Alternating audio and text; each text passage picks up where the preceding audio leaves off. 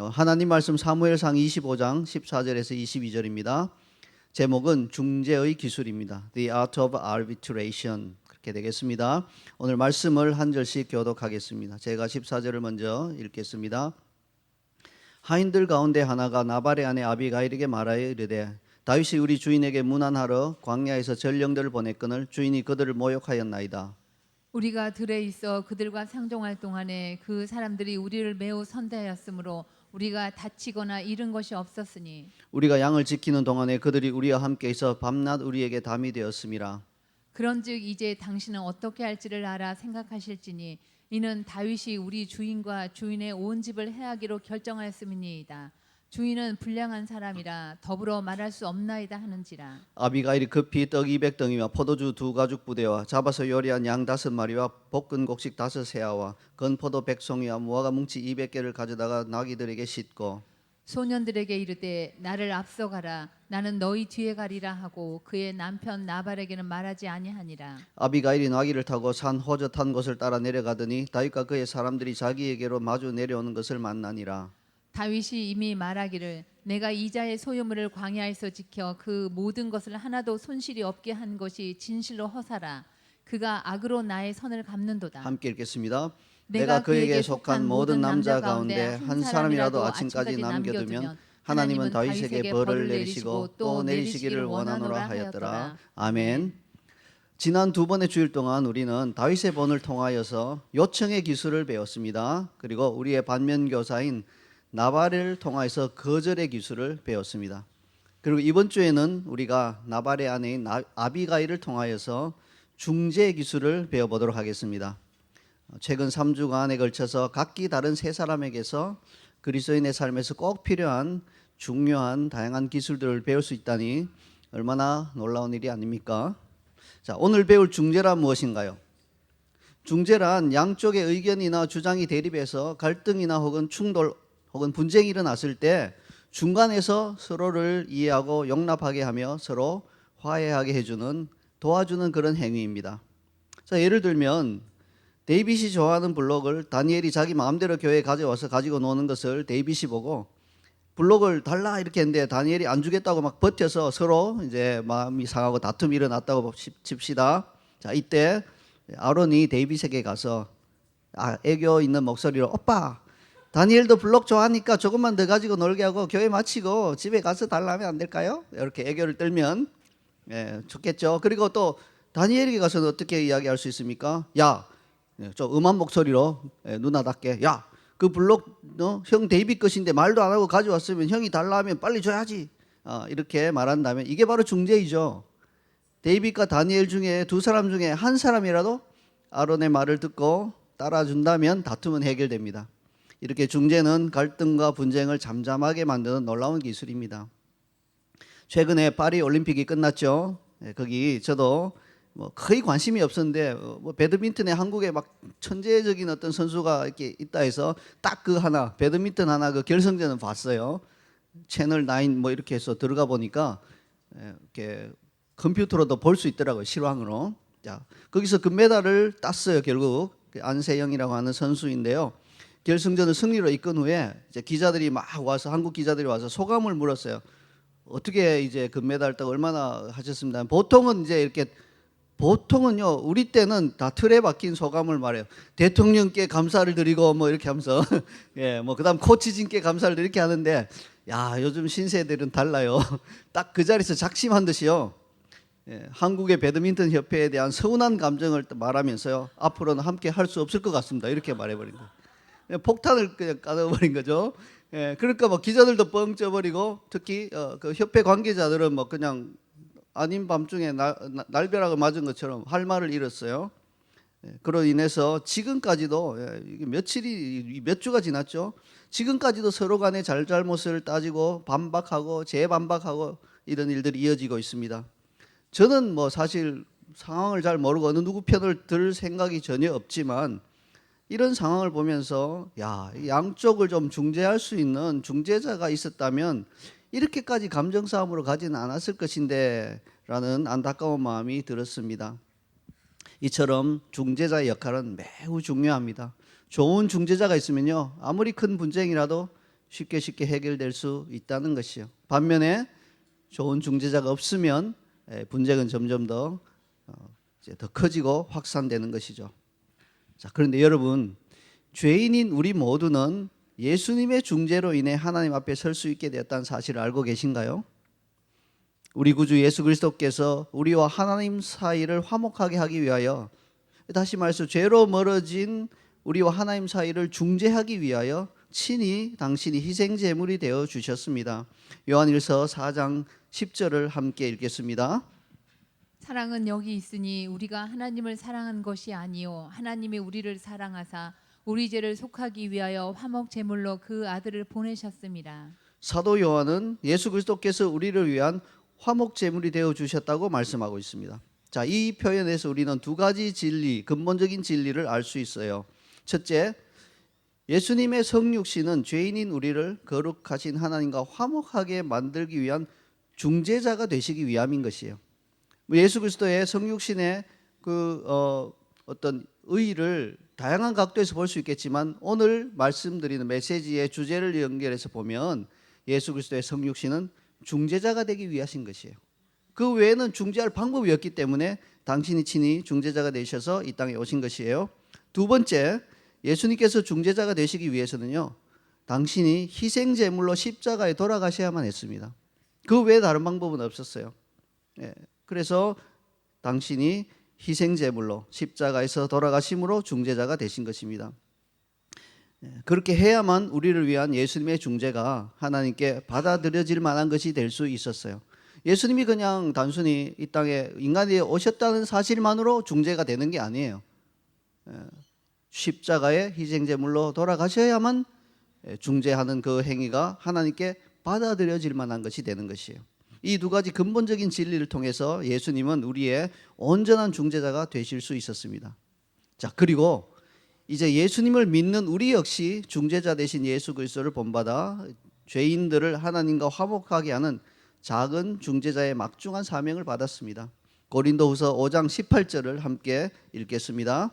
모든 것이 하나님께로부터 났으며 그가 그리스도로 말미암아 우리를 자기와 화목하게 하시고 또 우리에게 화목하게 하는 직분을 주셨으니. 자, 그러므로 우리는 오늘 나누게 될 성경적인 중재의 기술을 잘 배워둘 필요가 있습니다. 왜냐하면 이 땅에서 그리스도인으로서 우리가 받은 사명의 본질 중에 하나가 바로 중재이기 때문입니다. 만약에 우리가 어떤 일에 개입할 때마다 중재가 일어나는 것이 아니라 오히려 다툼과 분쟁이 더 커진다면 우리는 중재자로 부르심을 받은 하나님의 사명자라고 불리기에는 부끄러울 것입니다. 그러므로 오늘 배울 이 중재의 기술을 잘 배워두시는 것이 좋습니다. 자, 이런 의미에서 중재의 기술은 우리가 앞서 배운 요청의 기술이나 거절의 기술보다 더 고급스러운 기술이라고 할 수 있습니다. 왜 그렇습니까? 요청의 기술은요, 혹은 거절의 기술은 나와 직접적인 관련이 있기 때문에 이거 어떻게 요청하고 어떻게 거절해야 하는 것은 조금만 생각해 보면 알 수 있어요. 물론 그것도 그렇게 쉬운 건 아니에요. 그러나 좀 생각해 보면 내가 이렇게 요청하면 상대방이 들어줄 것 같다. 혹은 내가 이렇게 거절하면 상대방의 기분을 상하지 않고 거절할 수 있을 것 같다는 생각을 쉽게 할 수 있어요. 그런데 중재의 기술은 좀 다릅니다. 나와 직접적인 관련 없이 다른 이들을 위해 내가 시간과 노력을 들여야 하는 일이므로 그만큼 더 섬세한 기술이 필요합니다. 다른 그 상황을 정확하게 판단하는 그런 능력이 필요하고요. 또 그 사람의 마음을 이렇게 헤아릴 수 있는 기술도 필요하고, 뭘 어떻게 해줘야 중재가 될지 그걸 생각하고 또 그걸 실행할 수 있는 믿음과 또 지혜도 필요하기 때문에 이 중재의 기술은 상당히 고급스럽고 세심함이 필요한 기술입니다. 그리고 더 근본적으로 어려운 이유가 있어요. 뭡니까?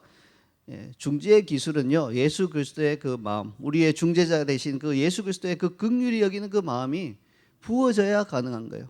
뭐 상대방 이 사람 저 사람이 서로 뭐 싸우고 물고 뜯고 하든 나는 상관없어, 이렇게 무관심해 버리면 중재자가 될 수 없어요.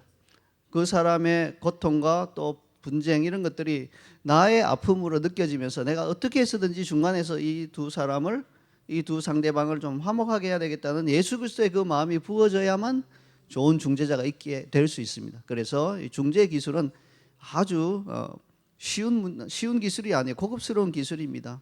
그리스도의 긍휼하신 마음과 세심한 기술, 이 두 가지 모두가 필요합니다. 자, 이상의 설명과 함께 이제 아비가일에서 배우는 중재의 기술 첫 번째를 보겠습니다. 함께 읽겠습니다.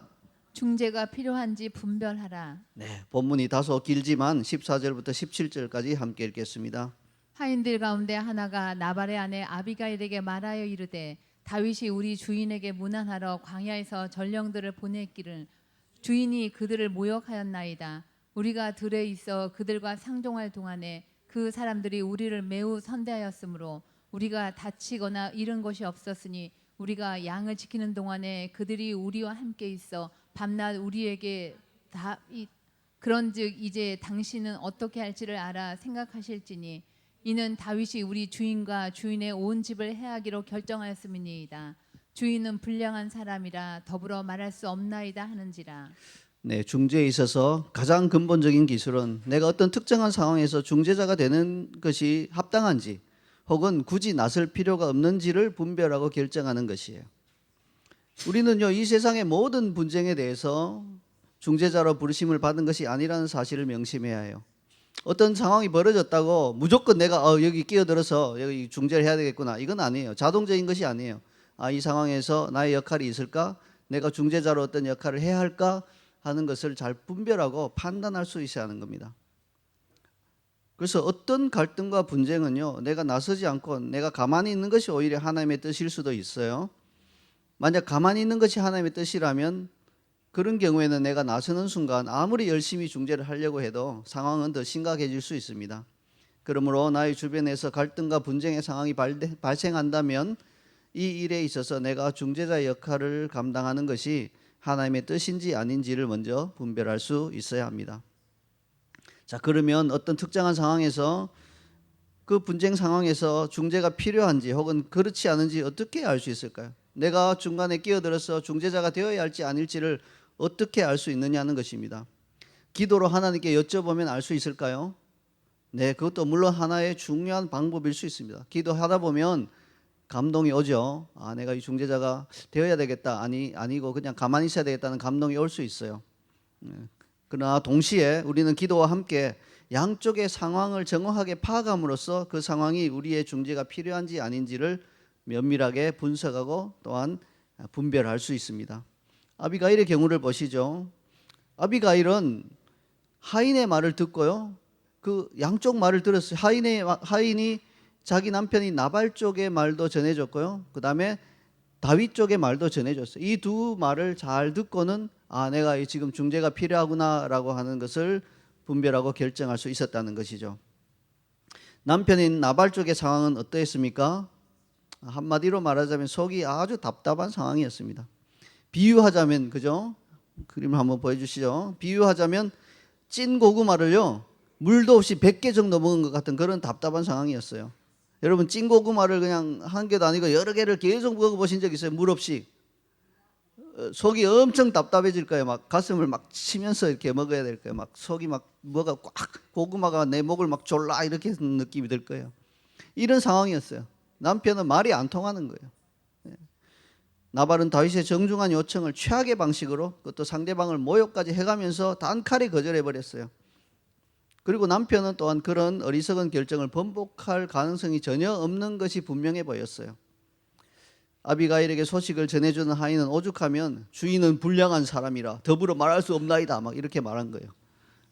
아니, 종이 막 그렇게 주인을 막 심각하게 그렇게 나쁘게 말할 정도면 그 대놓고 이 나발은 어떠한 자인지 알 수 있죠.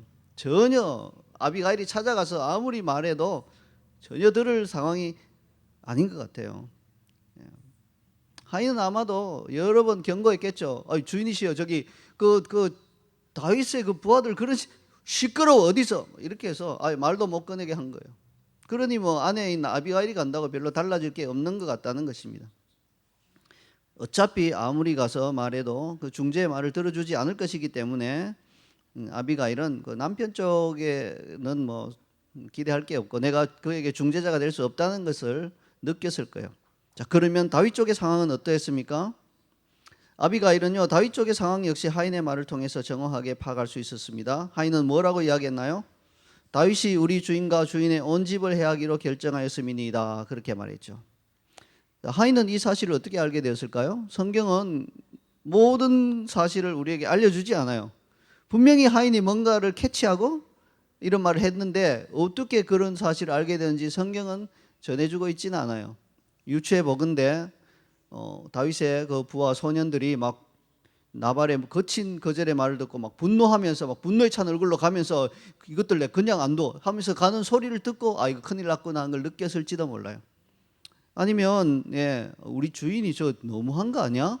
저런 식으로 사람을 막 무례하게 쫓아내면 어떻게 해? 저거 큰일 나겠는데? 이런 느낌을 가졌을지도 몰라요. 뭐 그것도 아니면 나발의 하인들과 이 다윗의 부하 소년들 사이에 어떠한 연락책이라든지 연락할 수 있는 방법이 있었을지도 몰라요.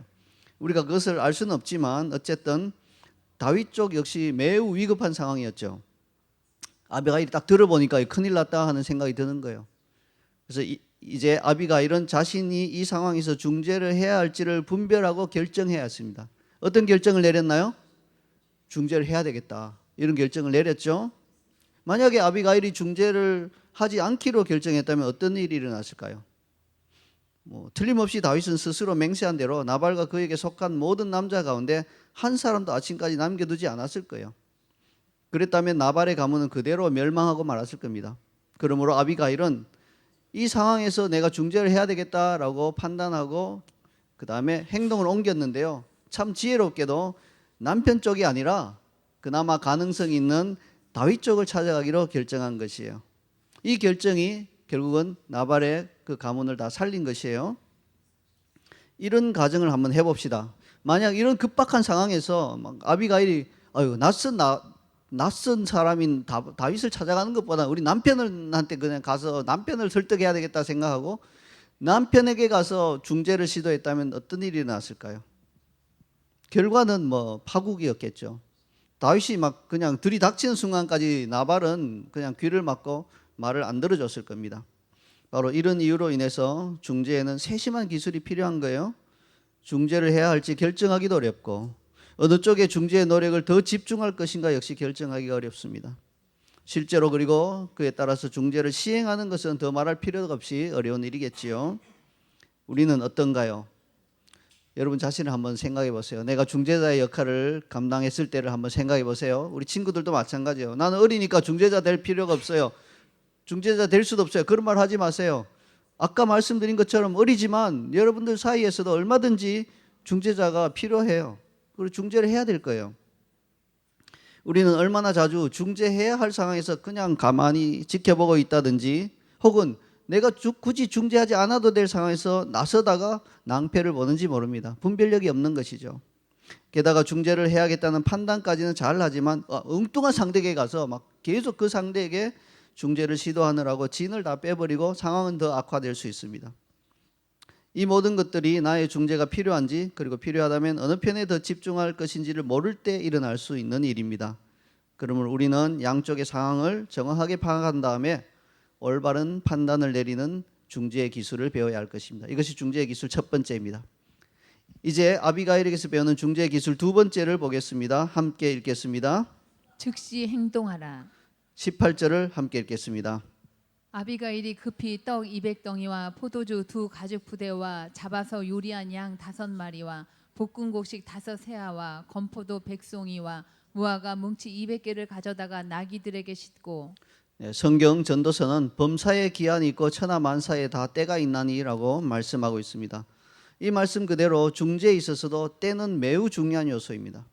만약에 다윗과 그의 사람들이 400명이나 칼을 다 차고 나발의 집안으로 들이닥친 후에 큰일 났네 하고 아비가일이 중재에 나섰다면 어떻게 됐을까요? 중재가 잘 되지 않았을 겁니다. 왜 그렇습니까? 이미 400명이 막 분노에 차서 칼을 휘두르고 있는데 그 상황에서는 다윗조차 그들을 통제하기가 쉽지 않을 텐데 아비가일이 할 수 있는 일이 없다는 것이죠. 그러므로 분노한 다윗과 그의 일행이 집으로 들이닥치기 전에 아비가일이 급히 행동한 것은 참 지혜로운 일이었습니다. 어떤 갈등 상황이 발생할 경우에 대부분은요 즉시 그 일이 발생한 즉시 중재를 위한 행동을 취하는 것이 좋습니다. 이유는 뭡니까? 갈등이나 분쟁의 특성 때문입니다. 어떤 갈등이나 분쟁은요 일단 발생하면 이 중재와 같은 방식을 사용해서 해소되지 않는 한 시간이 지날수록 악화되는 경향이 있어요. 아까 말씀드린 우리 데이빗하고 다니엘 사이의 일도 시간이 지나니까 이렇게 저절로 좋아졌나요? 아니었잖아요. 데이빗 마음이 점점 더 상해졌어요. 그래서 뭐 사실 점심 때도 막 점심도 안 먹을래 막 이러고 있었는데 누가 가서 중재를 해줬죠. 제가 알기로는. 그러니까 이제 잘 들어왔잖아요. 이렇게 중재가 없으면요 상황이 점점 더 안 좋아지는 경향으로 가는 게 바로 분쟁의 특성이에요. 영어로는요 이를 escalation 이렇게 표현해요. 상황이 점점 더 안 좋아지는 걸 escalation이라고 표현해요. 이 단어에서 우리가 흔히 계단 대형으로 사용하는 편하게 사용하는 escalator라고 하는 단어가 나온 것이죠. 여러분 혹시 자신이 가기 원하는 방향이 아니라 반대 방향으로 움직이고 있는 에스컬레이터에 무심코 발을 들여놓은 적이 있나요? 저도 가끔씩 그런 일이 일어나요. 사람이 너무 급해서 그래요. 천천히 이렇게 보고 가면 되는데 뭐 아무 생각 없이 가다 보면 이거 반대 방향으로 가는데 내가 발을 들여놨어요. 이럴 때 가장 안전한 것은요 시간이 좀 걸리더라도 그대로 반대 방향으로 쭉 끝까지 간 다음에 뭐 다시 이게 반대로 오는 엘리베이터를 타고 다시 되돌아오면 되는 거예요. 시간이 좀 걸리겠죠. 근데 대부분 사람들은 그렇게 하지 않죠. 실수를 깨달은 즉시 에스컬레이터 입구로 되돌려려고 합니다. 이때 에스컬레이터의 계단이 뭐 한 계단, 두 계단 정도가 진행된 상황이라면 펄짝 뛰어서 그렇게 입구로 되돌아오는 것이 그다지 어렵지는 않습니다. 약간의 주의만 기울이면 되지요. 그러나 계단이 이미 상당히 진행되었고 특히 또 다른 사람들이 막 다시 또 탑승하고 있으면 그 상황에서 되돌아오는 것은 위험천만한 일입니다. 자칫 잘못하면 큰 사고가 날 수도 있습니다. 이처럼 에스컬레이터가 점점 진행되면 입구로 되돌아오기가 힘들어지는 것처럼 갈등과 분쟁의 상황도 내버려 두면 점점 더 중재하기가 어려워지는 특성이 있습니다. 그래서 중재를 위한 상황이 발생하면 즉시 행동하라는 것이 중재의 기술 두 번째입니다. 그렇지만 예외 없는 법칙이 없듯이요. 가끔은 즉시 중재하는 것보다 오히려 상황을 지켜보면서 적절한 중재의 시기를 기다려야 하는 경우도 있기는 합니다. 근데 사실은 모든 갈등과 모든 분쟁은요 신속하게 중재하면 할수록 좋기는 해요. 그런데 왜 어떤 때는 좀 기다려야 할까요? 인간의 죄성 때문에 그래요. 그래서 우리는요 인간의 죄성을 가지고 있기 때문에 상대방과 겪고 있는 갈등이나 분쟁이 어떤 결과가 가져올지를 보지 못하는 경우가 있고요. 그걸 뻔히 보더라도 막 고집 피우면서 계속 진행하는 때가 있는 거예요. 이럴 때는 그때 바로 즉시 중재를 하려고 하면 말을 들어주지 않아요. 이럴 때 어떻게 해야 되나요? 어쩔 수 없이 좀 기다려야 하는 거예요. 좀 기다려보면 그 분쟁, 그 갈등이나 분쟁으로 인해서 안 좋은 결과가 이제 탁 터지면 그때서야 아이고 내가 이거 너무 심했네 뭐 아이고 진작에 풀 걸 이렇게 약간 후회하는 마음이 들 때 이제 그때 중재를 시작하면 오히려 더 좋은 효과를 낼 수 있습니다. 그래서 이런 것들도 잘 분별해야 한다는 것입니다. 그러므로 즉시 행동하라고 하는 중재의 두 번째 기술은요. 중재를 필요로 하는 어떤 상황이 발생하는 그 즉시 무조건 행동하라는 그런 의미보다는 중재를 하면 가장 효과적일 것 같은 때를 분별하고 그와 같은 때가 딱 이르면 그 즉시 행동하라는 그런 의미로 이해하는 것이 좋겠습니다. 자, 이제 그 다음으로 아비가일에게서 배우는 중재 기술 세 번째를 보겠습니다. 함께 읽겠습니다. 해결책을 제시하라. 18절을 다시 함께 읽겠습니다. 아비가일이 급히 떡 200덩이와 포도주 2 가죽 부대와 잡아서 요리한 양 5마리와 볶은 곡식 5세아와 건포도 100송이와 무화과 뭉치 200개를 가져다가 나귀들에게 싣고 네, 나발의 거칠고 무례한 거절에 마음이 상한 다윗이 나발의 집에 있는 모든 남자들을 죽이겠다고 달려오는 이 상황에서 해결책은 뭘까요? 애초에 다윗이 나발에게 요청한 것은 음식이었죠. 내 손에 있는 대로 좀 주라. 이렇게 무리하지 않은 요청을 했잖아요. 그래서 손에 뭐가 이렇게 많아요? 예, 떡 200덩이, 포도주 2 가죽 부대, 뭐 잡아서 요리한 양 5마리, 볶은 곡식 5세와 건포도 100송이와 무화과 뭉치 200개. 손에 뭐 이런 걸 다 들고 있었나요? 아니죠. 근데 왜 이렇게 많이 준비했나요? 처음에는 내 손에 있는 대로 주라 해서 사실 뭐 떡 한 10덩이, 20덩이 뭐 이 정도로 충분했을지 모르지만 지금 상황은 그 정도로 안 된다는 걸 아는 거예요. 아비가일이 조금 더 풍성하게 어유 손에 이렇게 많은 걸 쥐고 있었어 하고 이렇게 감동이 될 정도로 좀 많이 준비해야 되기 때문에 음식을 이렇게 상당히 풍성한 분량으로 준비하였습니다. 자, 그러면 이 상황의 해결책은 풍성한 음식이었을까요? 네, 그렇죠. 음식은 해결책이 맞습니다. 그러나 음식이 해결책의 일부이긴 하지만 전부는 아닙니다. 그보다 더 중요한 해결책이 필요했습니다. 뭡니까? 다윗의 분노한 마음을 누그러뜨릴 수 있는 간절한 호소였습니다. 이 두 가지가 다 필요했던 거예요. 예, 풍성한 음식과 함께 마음을 누그러뜨릴 수 있는 간절한 호소, 이 두 가지가 필요했어요. 만약 음식만으로 위기 상황이 해결되고 중재가 성공할 것이었다면 아비가일은 굳이 직접 다윗에게로 나아가지 않고 하인들을 시켜 음식을 전달해 주기만 해도 됐을 것입니다. 그러나 지혜로운 아비가일은 음식만으로는 이 상황이 중재가 되지 않을 것임을 알았습니다. 그래서 음식과 함께 자신이 직접 다윗에게로 간 것이죠. 아비가일은 자신이 가서 다윗의 얼굴을 보고 대화하면서 그의 마음을 풀어줘야 한다는 사실을 알았던 것입니다. 자, 이처럼 중재가 필요한 상황은 이미 양쪽 당사자들이나 한쪽 당사자의 마음이 많이 상한 후이기 때문에요. 애초에 그들이 필요로 했던 것을 제공하는 것만으로는 충분하지 않은 경우가 많습니다.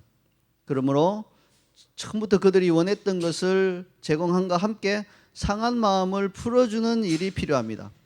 자, 그 일은 중재하는 사람의 또 다른 기술에 의존해야 할 것입니다.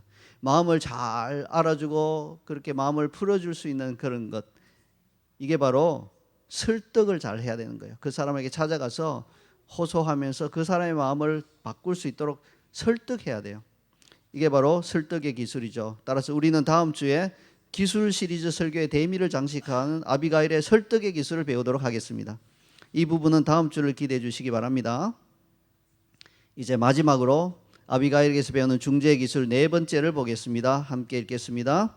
필요하다면 은밀하게 행동하라. 19절을 함께 읽겠습니다. 소년들에게 이르되 나를 앞서가라. 나는 너희 뒤에 가리라 하고 그의 남편 나발에게는 말하지 아니하니라. 자, 어째서 아비가일은 자신이 중재를 위해 다윗을 찾아갈 것이라는 사실을 남편인 나발에게 말하지 않았을까요? 이유는 누구나 쉽게 짐작할 수 있죠. 아비가일이 만약 남편이 나발에게 가서 제가 저기 다윗을 좀 찾아가려고 하는데요, 어떻게 생각하세요? 이렇게 말했다면 어떤 일이 났을까요? 나발이 막 나발대발하면서 무슨 쓸데없는 막 이렇게 하면서 화를 냈겠죠. 그러면 가기가 어려워지는 거예요. 괜히 말했다가 이게 가기가 어려워져 버리면 결과는 집안이 망하는 거잖아요. 그러니까 이게 웬만한 것 같으면 알리고 상의하고 하겠는데 너무 중요한 것이고 또 결과가 불을 보듯 뻔하니까 알리지 않고 은밀하게 간 것입니다.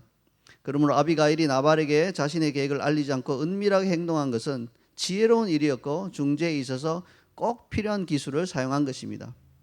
예수님을 보시죠. 예수님도 공생의 초기에는요, 십자가로 우리와 하나님 사이를 중재하실 계획이 있다는 것을 은밀하게 숨기셨어요. 너무 이른 시간에 그 사실이 알려지면 어떻게 될까요? 사탄이 자기 편에 있는 종교 권력자들을 사용해서 예수님의 중재 계획을 방해하려고 할 것이 틀림없기 때문에 숨기신 거예요. 은밀하게 행동하신 거예요. 그래서 예수님은요, 귀신들이 막 당신은 그리스도입니다 이렇게 하려고 할 때 시끄러워, 잠잠해, 말하지 마 이렇게 하면서 엄하게 명령하셔서 말하지 못하도록 하신 것입니다. 그리고 제자들에게도 상당한 기간 동안은 당신이 십자가에서 죽으시고 부활하심으로 중재자가 되실 것임을 알리지 않으셨습니다. 제자들이 너무 일찍 알면 마음에 동요도 있고 또 제자들의 입을 통해서 흘러나갈 수도 있기 때문에 예수님은 은밀하게 행동하신 것이에요. 이렇게 우리도 때로는 우리의 중재 행위를 어느 한쪽에는 혹은 양쪽에 알리지 않는 것이 필요한 경우가 반드시 있습니다. 이럴 때는 지혜롭게 알리지 않아야 돼요. 그래야만 우리의 중재가 성공할 수 있을 것입니다. 이상으로 우리가 이 네 가지 중재의 기술을 배웠습니다. 이 기술을요, 우리가 잘 사용하면요, 아무리 어렵고 복잡한 그러한 상황이라도 우리가 하나님의 도우심으로 중재할 수 있는 것입니다. 이제 말씀의 결론을 맺겠습니다. 예수님께서 그리스도인들의 삶의 기본적인 지침으로 가르쳐 주신 팔복의 말씀 중에요, 화평하게 하는 자는 복이 있나니 그들이 하나님의 아들이라 일컬음을 받을 것이며 라는 구절이 있죠. 기억나시죠? 물론 화평하게 하는 모든 일이 중재를 통해서 이루어지는 것은 아니지만 많은 경우에요, 중재의 결과로 화평하게 되는 일이 일어날 수 있습니다. 따라서 그리스도인들은 좋은 중재자가 되어야 합니다. 그러나 다시 말씀드리지만 좋은 중재자가 된다는 것은 결코 쉬운 일이 아닙니다. 앞서 말씀드린 것처럼 먼저 긍휼이 풍성하신 주 예수 그리스도의 마음이 우리 안에 부어져야 합니다. 막 그냥 그 다툼이 막 남의 일이라고 생각하고 강 건너 불구경하듯이 재밌네 뭐 계속 또 뭐 심해져 봐 이렇게 생각하는 사람은 중재자가 될 수 없어요. 두 당사자의 그 고통과 싸움이 내가 당하는 아픔처럼 느껴져야만 해요. 그래야 중재자가 될 수 있습니다. 그리고 그 사람의 마음이 상한 그 사람을 위로하고 격려하고 다시 그 문제를 해결할 수 있도록 최선을 다해서 내가 필요한 역할들을 감당하고자 하는 그런 희생하는 마음이 있어야 하는 것입니다. 그리고 말씀드린 네 가지 이 중재 기술을 적절하게 사용할 수 있어야 할 것입니다. 오늘날 진정한 화평을 가져오는 중재자가 얼마나 찾기 힘든지 모릅니다. 그래서 이스라엘과 팔레스타인 사이에 끊임없는 전쟁이 이어지고 있죠. 러시아와 우크라이나 사이에도 전쟁이 그칠 줄을 모릅니다. 이러한 일들은 평화의 왕이신 예수님이 오셔야만 해결될 것 같습니다. 이렇게 우리가 지금은 국가 단위의 중재자가 될 수는 없을 거예요. 그러나 가정에서, 교회에서, 학교에서 그리고 일터에서 그리스도의 마음을 품고 오늘 배운 중재 기술을 잘 활용하여 좋은 중재자가 된다면 하나님께서 우리의 중재의 범위를 점점 더 확장시켜 주실 것입니다. 그래서 우리는 언젠가 주님을 닮은 좋은 중재자가 되어 있을 것입니다. 우리 자이언 CC의 모든 성도들에게 이와 같은 복이 임하기를 기도합니다. 아멘. 네, 우리 함께 이제 말씀을 보면서 우리 배운 말씀, 그 중재 기술이 우리 속 사람 안에 깊이 들어가도록 우리 함께 말씀을 읽고 기도하며 결단하며 나아가도록 하겠습니다.